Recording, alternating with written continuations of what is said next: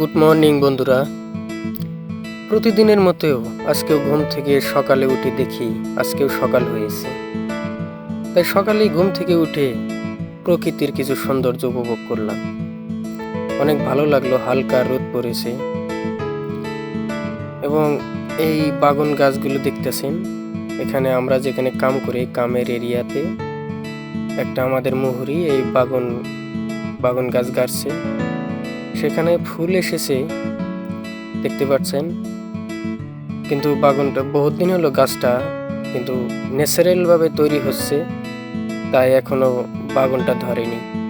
মানে কোনো খার জাতীয় কোনো দ্রব্য সার ব্যবহার করা হয় নাই, ন্যাচারাল ভাবে তৈরি হচ্ছে গোবর সার দিয়ে। গোবর সারও দেওয়া হয়নি, শুধু চাষ করেই লাগিয়েছে বাস। এখানে দেখেন তোকমা গাছ, আরো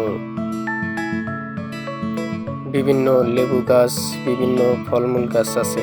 এগুলো সব আমাদের এই মুহুরি লাগিয়েছে। অনেকদিন হলো এখানে থাকে সে ফ্যামিলি নিয়ে। এই বিভিন্ন গাছপালা দেখতেছেন। সকালবেলা সবচেয়ে বেশি ভালো লাগে সেটা হলো সবুজ ঘাসের ডোগায় ডোগায় নিউরের টোপালগুলো যেন এক একটা ডায়মন্ডের মতো লাগে। দেখতেই পাচ্ছেন বন্ধুরা, শীতের দিনের কত সুন্দর ন্যাচারাল বস্তু ভালো লাগে অ্যাকচুয়ালি সকালবেলা। এরই মাঝে পেলাম লজ্জাপতি গাছ, টাচ করার সঙ্গে সঙ্গে যেন লজ্জা পেল।